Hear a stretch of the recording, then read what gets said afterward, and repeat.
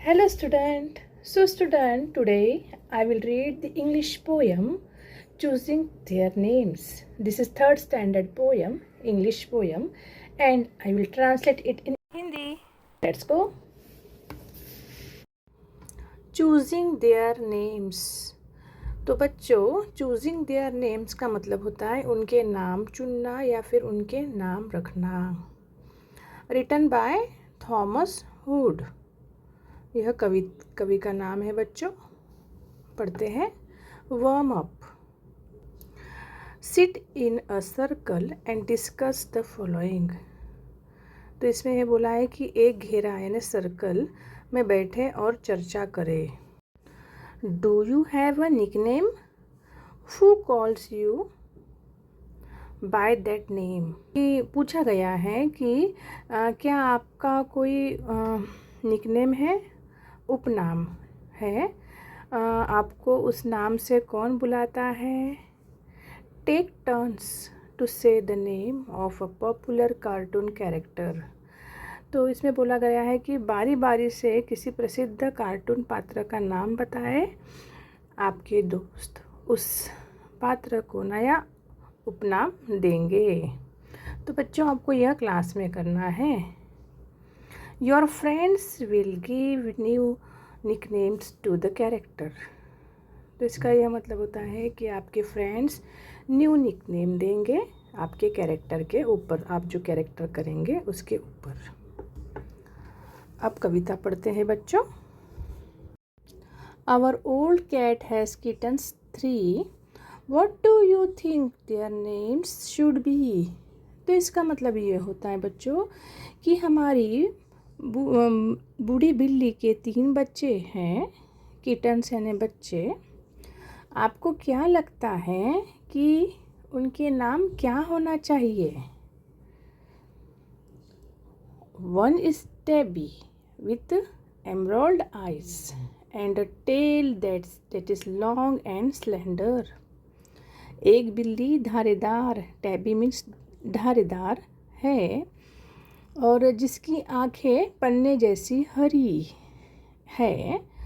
Emerald यानी पन्ने जैसी हरी और है एंड और उसकी पूँछ लंबी और पतली स्लेंडर है।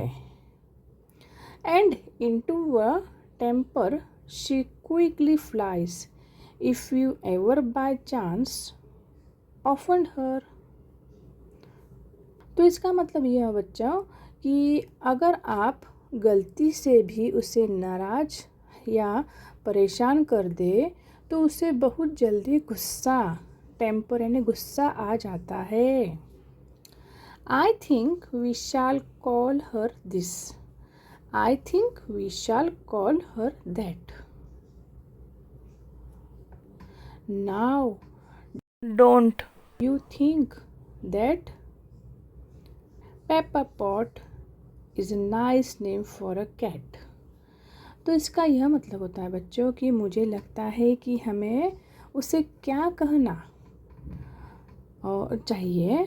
मुझे लगता है कि हमें उसे वह कहना चाहिए। अब क्या आपको नहीं लगता कि पेपर पॉट है ना, गुस्से वाली स्वभाव की वजह से वह गुस्से वाली बिल्ली है।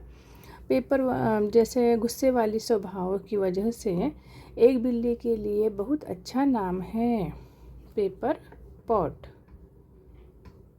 आगे पढ़ते हैं बच्चों।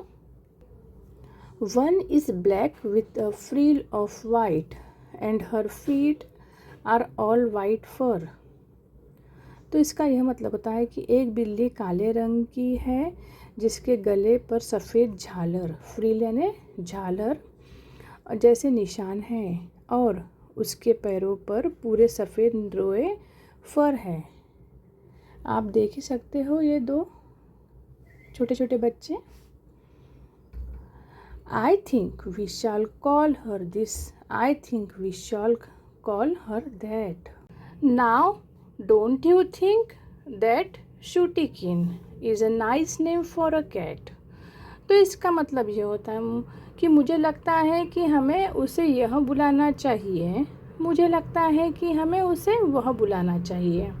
अब क्या आपको नहीं लगता कि शूटिकिन का मतलब होता है बच्चों काजल, काजल जैसे काले रंग के कारण एक बिल्ली के लिए अच्छा नाम है। आगे पढ़ते हैं। One is tortoise shell, yellow and black, with plenty of white about him. If you tease him at once, he sets up his back. He is a quarrelsome one, never doubt him. तो इसका मतलब ये होता है बच्चों कि एक बच्चा चितकबरा, टोटाइस सेल का मतलब होता है चितकबरा, यानी पीले और काले रंग का, जिसके शरीर पर काफ़ी सफ़ेद रंग भी है। और if you tease him at once he sets up his back, he is a quarrelsome one, near doubt him. तो इसका मतलब होता है यदि आप उसे चिढ़ाते हैं तो वह तुरंत अपनी पीठ तान लेता है, यानी गुस्से में बैठ जाता है। इसमें कोई शक नहीं है कि वह बहुत झगड़ालू, क्वेरलसम यानी झगड़ालू स्वभाव का है। आगे पढ़ते हैं। I think we shall call him that. Now don't you think that scratch away is a nice name for a cat. तो इसका मतलब ये होता है कि मुझे लगता है कि हमें उसे यह कहना चाहिए, मुझे लगता है कि हमें उसे वह कहना चाहिए। अब क्या आपको नहीं लगता कि स्क्रैच अवे का मतलब होता है पंजा मारने वाला, एक बिल्ली के लिए अच्छा नाम है। तो बच्चों यह पोयम यही समाप्त हो गई है। आपको समझ आई हो तो लाइक करिए। Bye bye. तो बच्चों यह कविता यहाँ समाप्त हो गई है। तो बच्चों आपको यह कविता कैसी लगी कमेंट करना, और समझ आए तो लाइक भी करिए। तब तक के लिए बाय बाय।